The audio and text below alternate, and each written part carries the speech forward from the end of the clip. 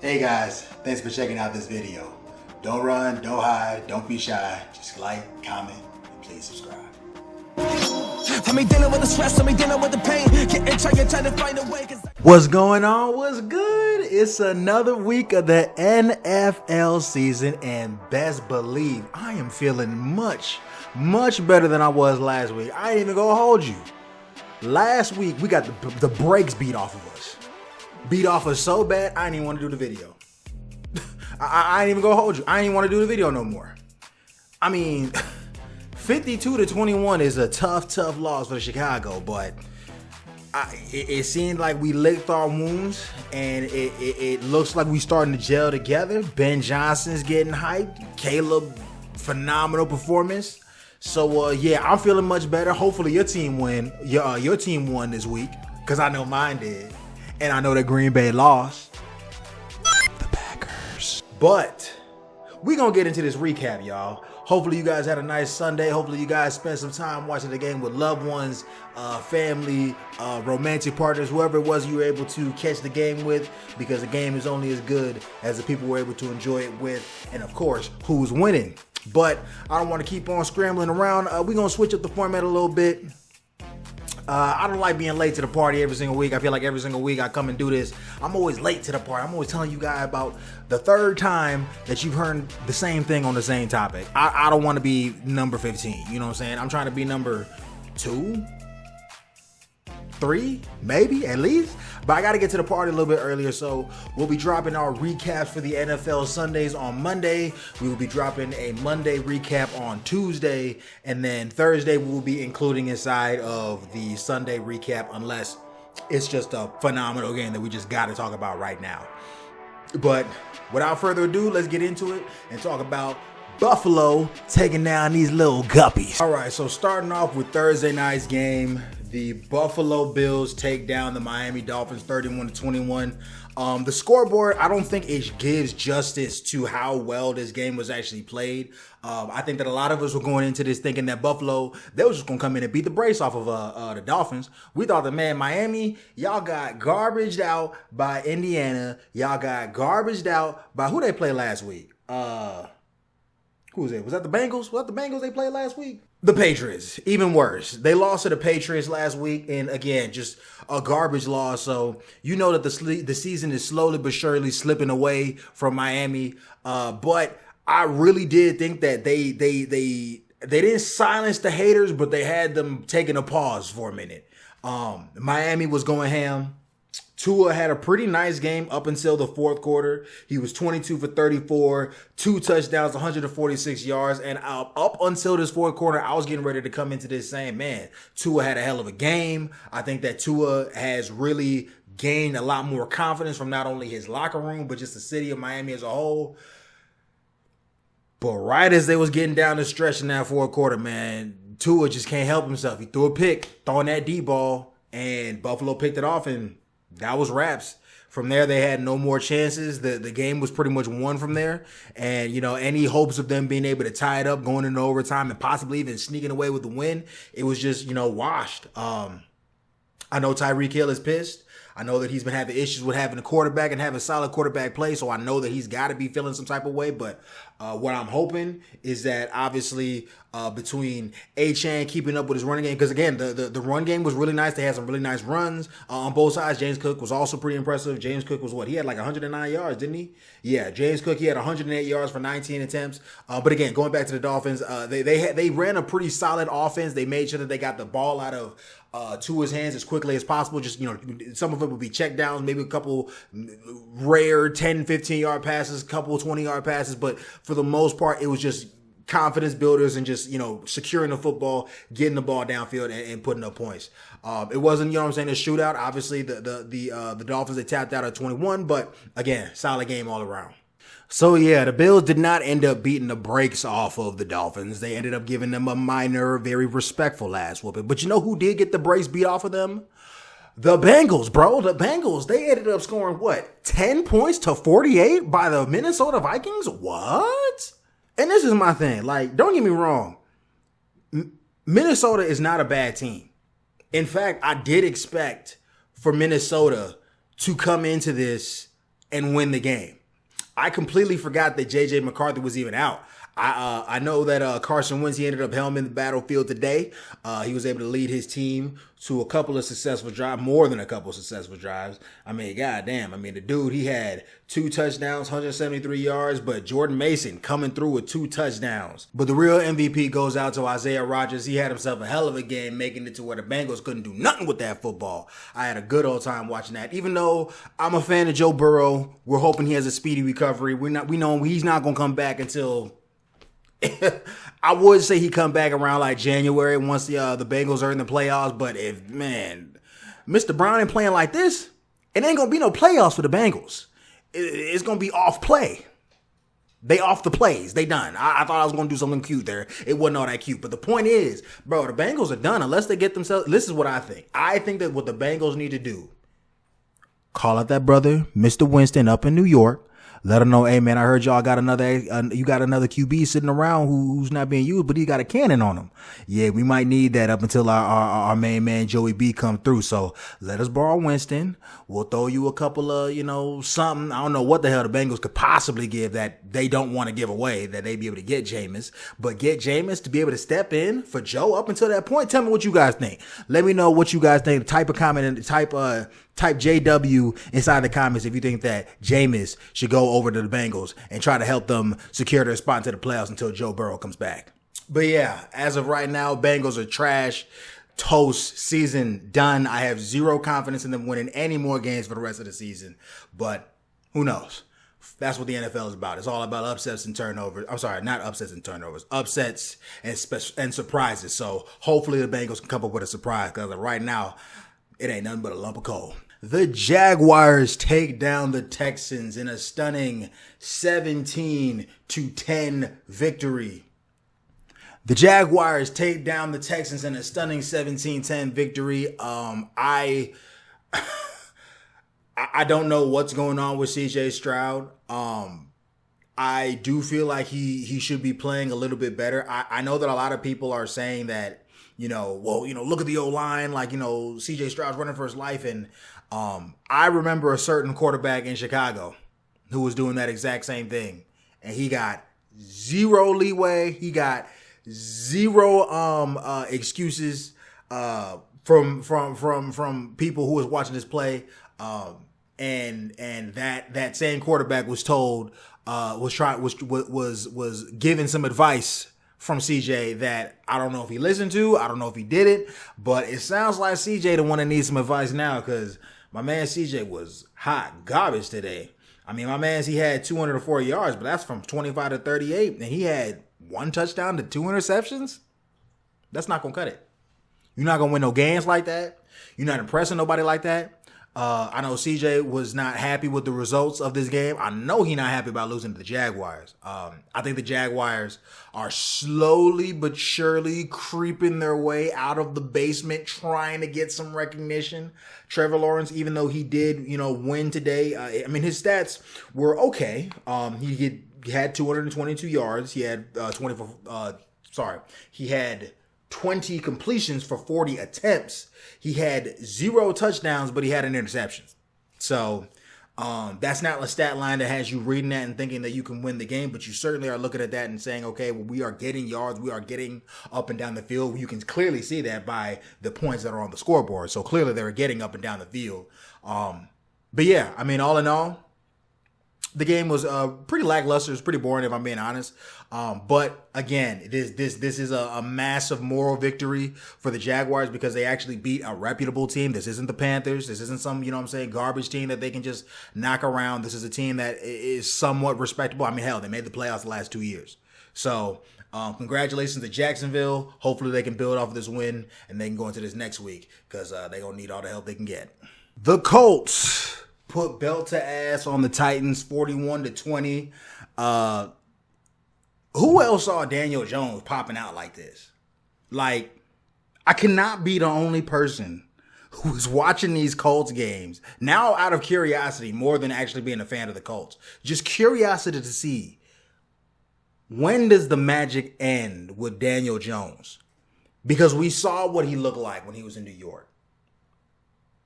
We did not think that he was going to actually beat out Anthony Richardson for the job. Now, granted, Anthony Richardson was not playing at a level that was hard to beat, but because of the mistakes that Daniel Jones was committing, turnovers, we assumed that it was an actual even competition. But if this is what the coaches were seeing during practice, I see why it is that Daniel Jones is starting.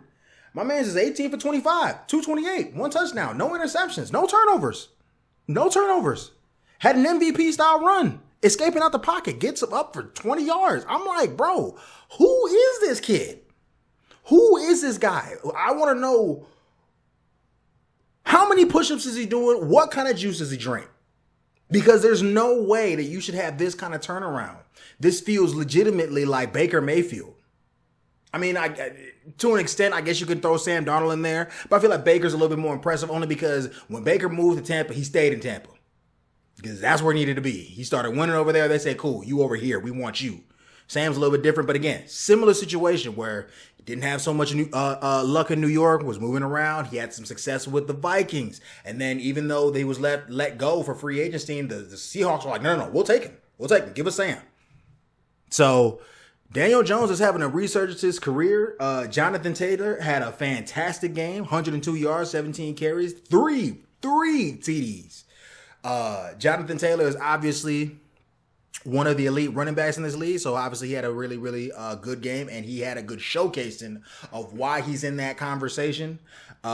Cam Ward, I'm a personal fan of Cam Ward. I think that he is a very solid quarterback. I love the fact that he's shown a lot of talent through week 1 and 2, but this past week was just, it wasn't it. Cam's got to do better. Receivers need to do more work in terms of helping out their quarterback so that they can get themselves open. Protect your quarterback. Cam Ward, 23 for 38, 219 yards, 1 touchdown, 1 interception. Again, Titans only had 20 points. You're not getting enough production on the offensive side of the ball, and then you're certainly not getting enough stops on the defensive side of the ball if you're giving up 40.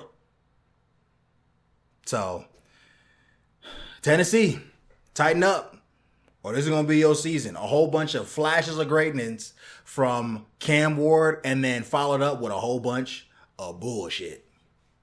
But hey, if that's what y'all want, y'all keep playing like y'all playing. Jaden Daniels was out, but Marcus Mariota decided to step in and lead the Commanders to a nice cheek clapping of the Raiders, 24 losing to their bigger 41. Now, I'm not necessarily a huge Marcus Mariota fan. I did watch the quarterback, so I did get to see his story when he was on the Falcons and the struggles that he had to endure while he was over there. But again, obviously today he proved himself to be a pretty solid quarterback, throwing 15 for 21, 207 yards, 1 touchdown, no interceptions. I think that he had a pretty solid game. But obviously, I mean, the whole point of this game was not to get it through the air. The point of the game was to protect the football and then get that thing in the end zone, which meant they did a whole lot of rushing. And by the ground, it seems like that's where they got most of their touchdowns. You see Jeremy Nichols, he's got 4 for 78. He's got a touchdown. Marcus Mariota, my man's the QB himself, 6 for 40. He's got a touchdown.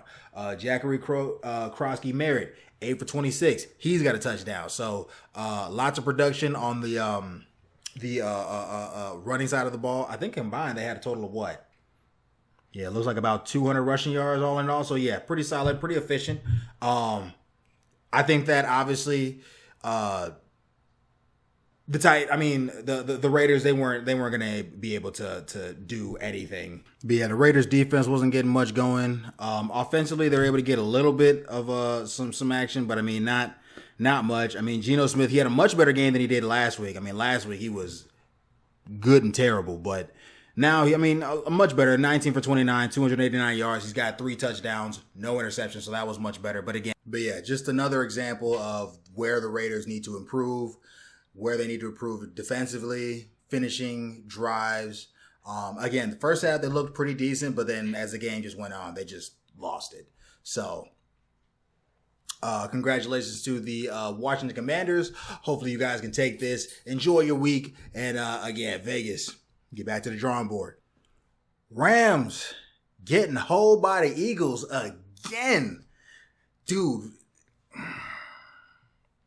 the whole game, The whole game, the Eagles were had. They looked absolutely abysmal against the Rams defense, and the Rams offense was cutting up the Eagles defense.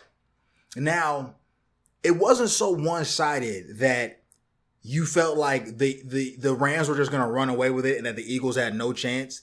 You knew so long as they were able to keep getting back onto the field that Jalen Hurts and the boys was going to pull something off. You just didn't quite know what.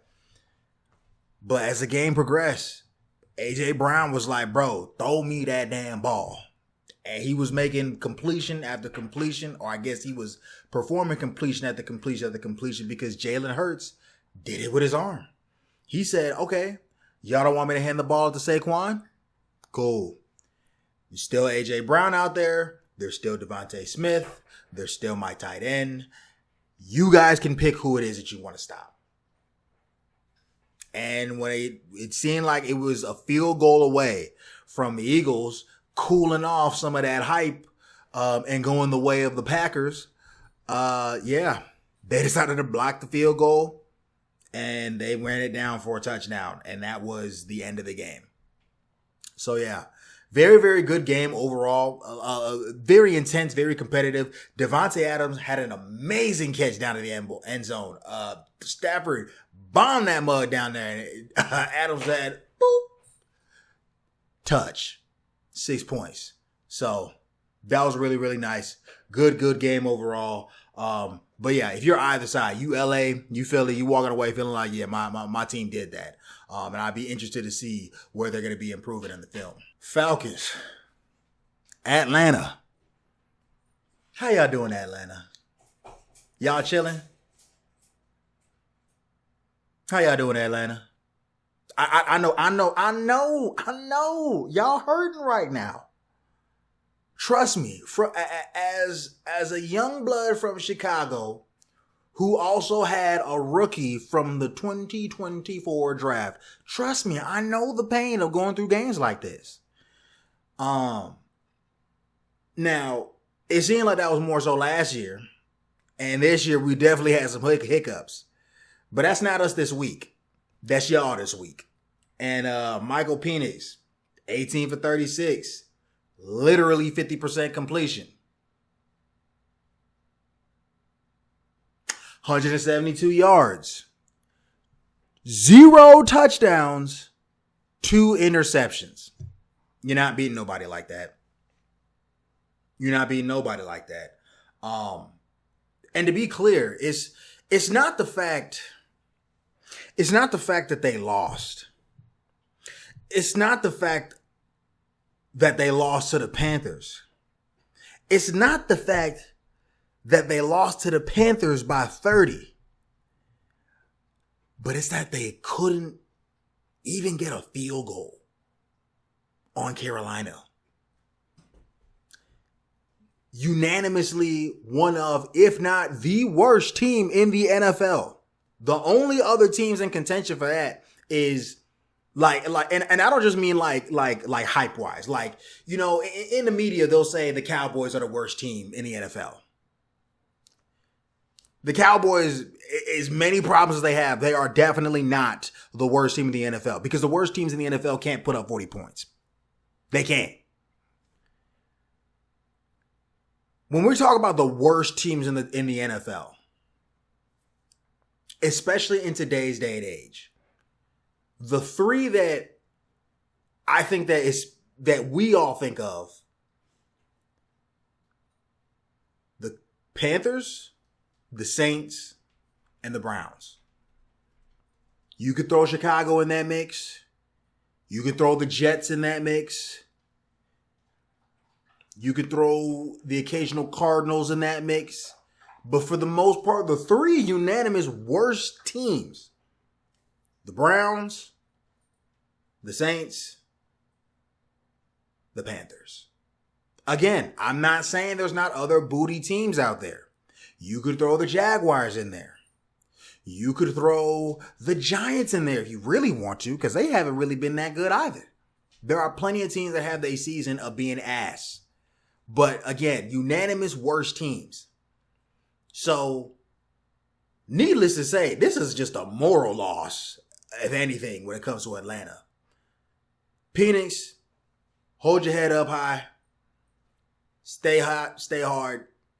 Try your best to recover from this. Pause.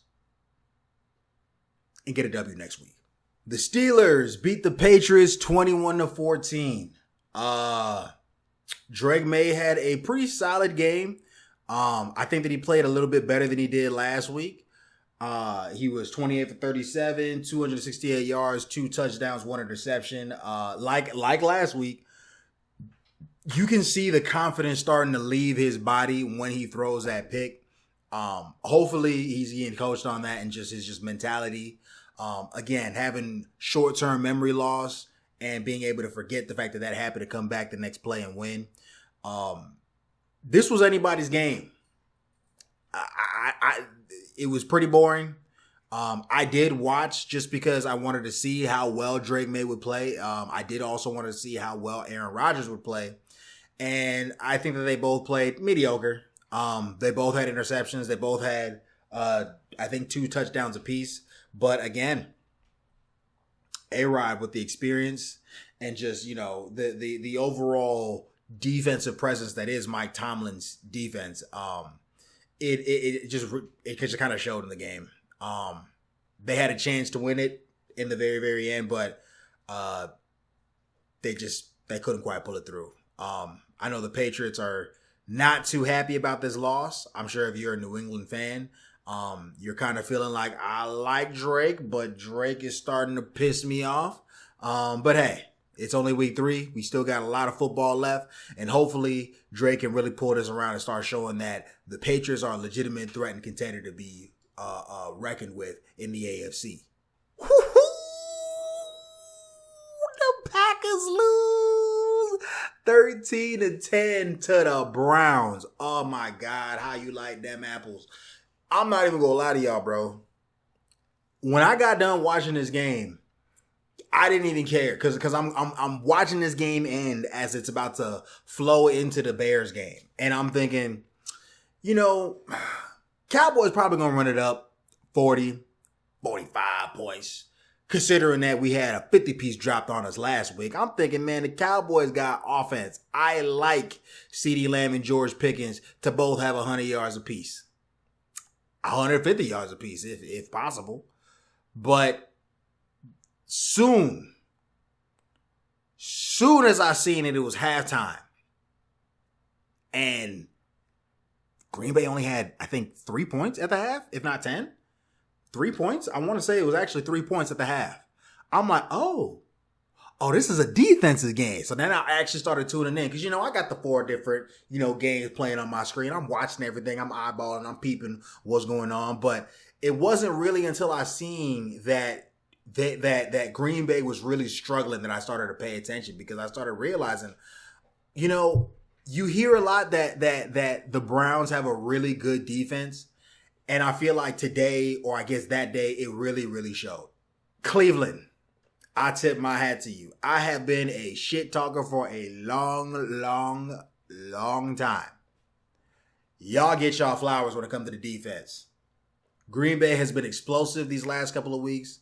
They've been dynamic with their plays. Not super creative and schematic, but very, very dynamic. And you guys made it look like they couldn't do shit.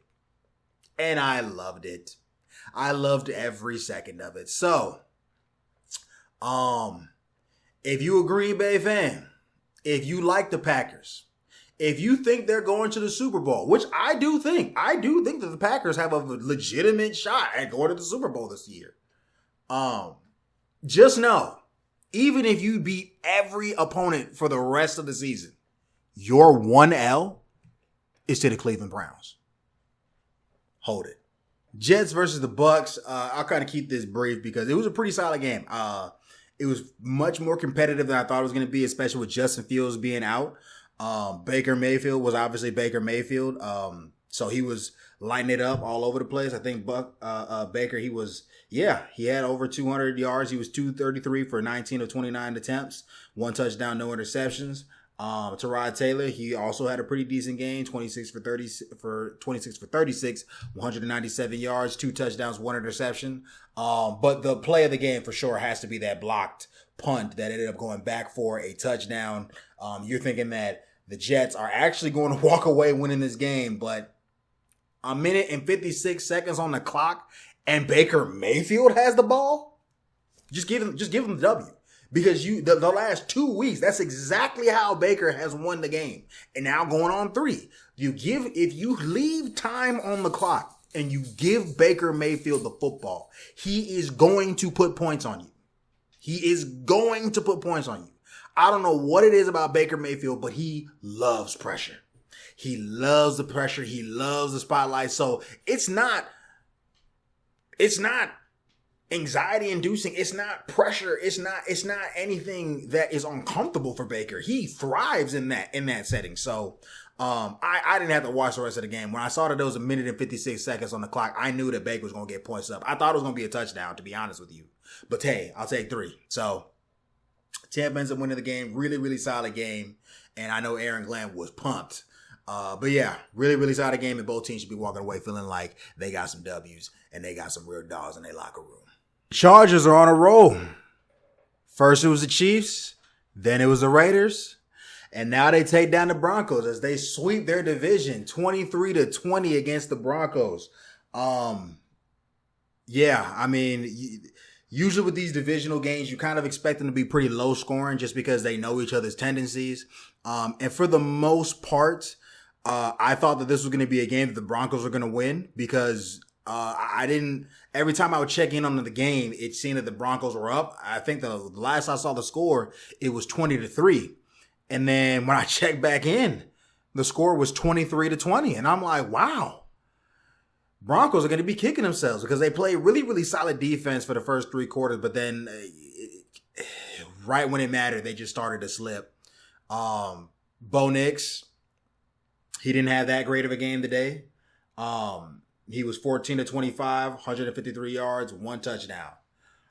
He overthrew a lot of balls. He was very inaccurate, or I guess you could say he didn't have enough, he was inaccurate. just call it spade a spade. Bo Nix was not accurate. He was not hitting his targets like he needed to. And again, we saw a lot of this at the beginning of last year where people were saying Bo Nix was a bust, and we saw that he turned it around by the end of the year. I've said it already several times. Many people think that Jaden Daniels is going to be the person that takes a step back and has a sophomore slump. If you want to know who is going to have your sophomore slump, you're looking at it right now. That is 3 games that Bo Nix has not played all that great. Now, I hate to throw him in there, but I'm going to. If this was Caleb, we would be saying bench him, put in the backup. Bench Bo, put in the backup. But since he made it to the playoffs last year, I'm sure he's going to get a lot more grace. But Bo, you're still technically in the trial period. The goodies can be taken from you. So, Bo, whatever it is that you need to do to be more consistent, get on the same page with your receivers. I don't care if you need to have a game night. I don't care if you need to rub their feet. You need to find something to get y'all on the same page. Get these connections and start getting more decisive victories. You should not be struggling against the Titans. And honestly, this is a game where you could have put the Chargers away, but you didn't. And because you didn't, Justin Herbert came in looking like Josh Allen 2.0, put his cape on and saved the day. Yeah, Broncos going to be kicking themselves for this, but solid game between the two. Go Chargers. The Saints were literal doo-doo water against the Seattle Seahawks as they lose 13-44. This was bad. This is real bad. This is one of the games that's just kind of sitting in the corner and you kind of peek over to see what's going on, but it ain't nothing too much to watch. Spencer Rattler still doing his thing, but he was not able to put him away with these drives. 28 for 39, 218 yards, 1 touchdown, 1 interception. He did his best, but again, he just was not able to put those points away and put the team away.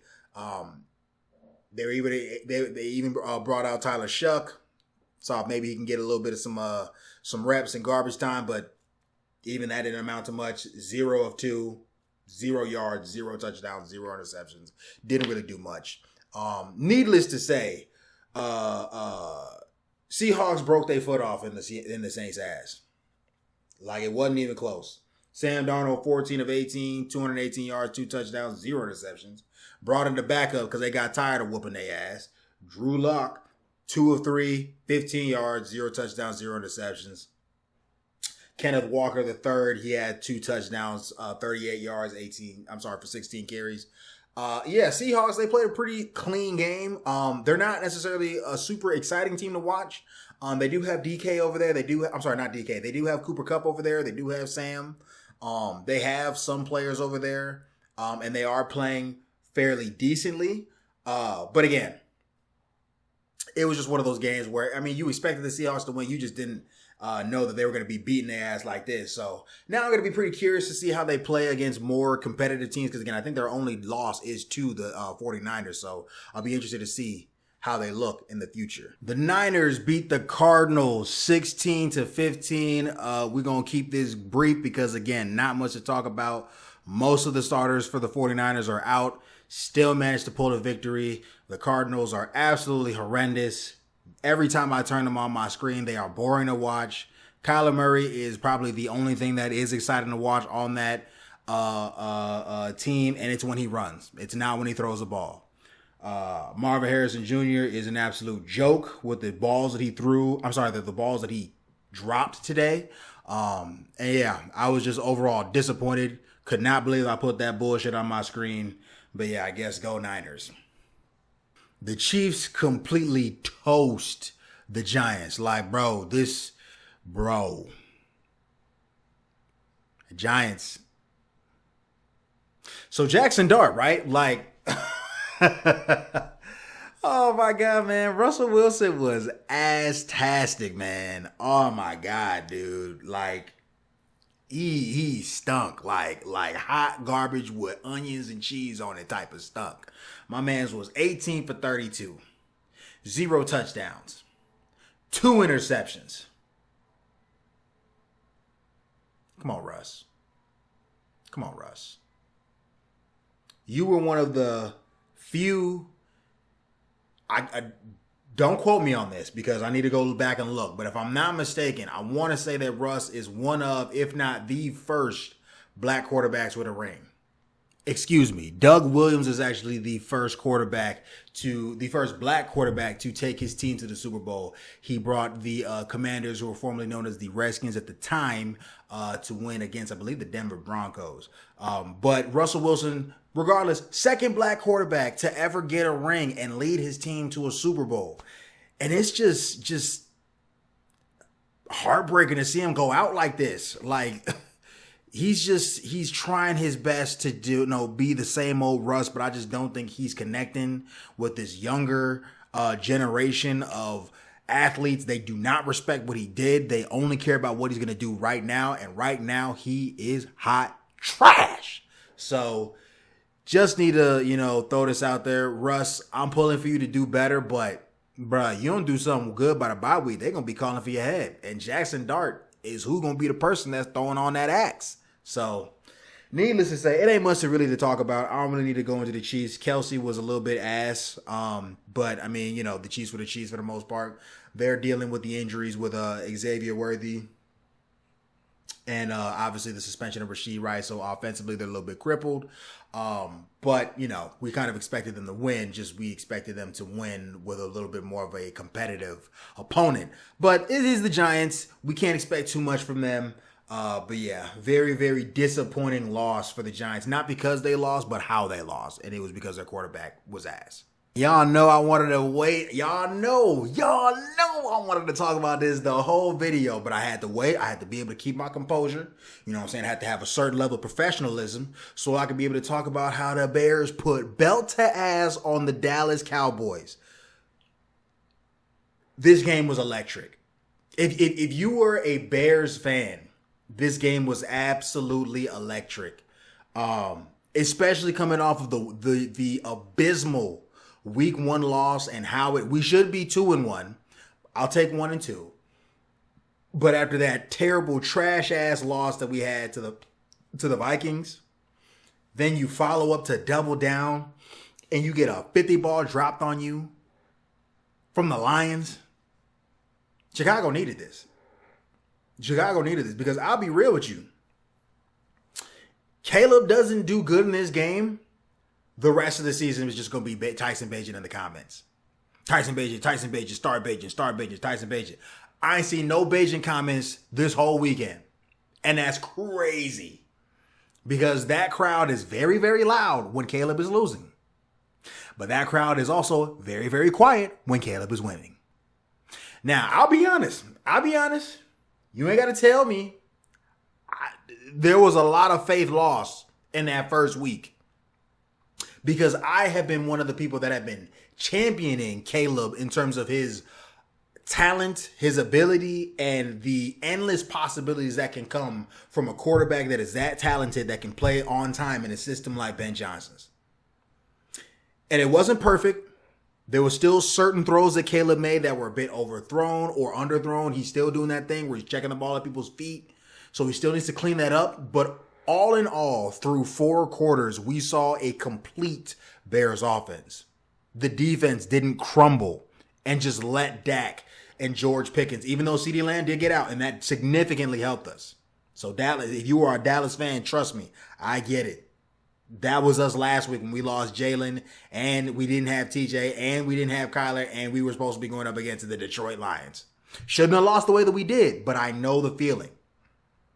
So, needless to say, this was a super electric game. Caleb Williams, 19 for 28, 298 yards. Count them, 4 touchdowns, 4 different targets. I think he had the first one to Rome. He had the second one to Luther. I think the third one was to Cole Kmet. And I want to say the last one was to DJ. The Bears look great. They looked fantastic.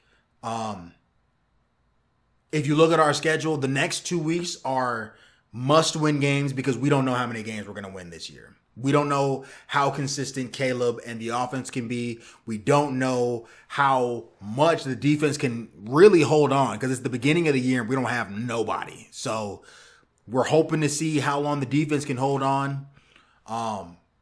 If Caleb can play like this, I do think that we're still going to be a 9-8 type of team. But at least that's a 9-8 that you can be confident in because even though it was rough at first, we saw the progression going week to week. But yeah, it was one of those games that really loops you back in. Like you started the game off and you're like, man, I don't care if Dallas blow the doors off the fucking Bears. Green Bay already lost. I'm already happy. I'm not really tripping. What more could I possibly want? Green Bay lost to the Browns. I'm not expecting the Cowboys to roll over and let us win. Like, I don't get things that I want on football Sunday. I get half of, maybe a third of what I want. Not even like a full, you know what I'm saying, like, thing of what I want. I never get an itinerary. This is why I don't bet. Because it don't never be a list of people that I want to win that all win. That just don't happen for your boy. But it happened this Sunday. To the Caleb Williams haters, get a kid some time. I'm not delusional. If he comes back here next week and he starts fucking up again, you gonna hear me call him out. If he starts losing and his nails are painted, you gonna hear me call him out. But if Caleb and the Chirac Bears are winning, you gonna hear me praising them. Y'all gonna hear me singing the Lord's name. But yeah, really, really good week of football. Tonight we got the Detroit Lions going up against the Baltimore Ravens, so that's gonna be a phenomenal game. The Detroit Lions are like my second team, so whenever the Bears are losing, the Lions, they need to be winning. Just because of how we played last night, I'm not even going to lie to you. I'm kind of hoping that the Lions lose just so that we can have a little bit of a better spot in our division. But aside from that, personally speaking, I want the Lions to win just because of the underdog. But for NFL standings reasons, I do want the Ravens to win. Plus, love Lamar Jackson and Derrick Henry and the boys. But yeah. That's it for this Sunday night recap. Hopefully you guys enjoyed. Hopefully you guys are enjoying. Will enjoy the new format, getting these videos out faster, so that way you guys can hear my thoughts and opinions on the NFL week as they come and go. But that's gonna be it for this video. Make sure you like, comment, subscribe. Let me know what it is that you think. Let me know if your team won. Let me know if your team lost. Let me know your thoughts on any individual players that I covered or won. Let me know if there is a game, or if there is. Well, I know I didn't miss no games, but let me know if there is a play or a player that I missed that you think deserved a little bit more shine that I didn't quite get to. But again, you guys take care, and we'll see you guys on a Monday night recap. Hey guys, it's Tony with the TD World. Thanks for checking out this video. Remember, don't run, don't hide, don't be shy. Just like, comment, please subscribe. See you next time. I'm dealing with the stress, I'm dealing with the pain. Getting trying to find a way.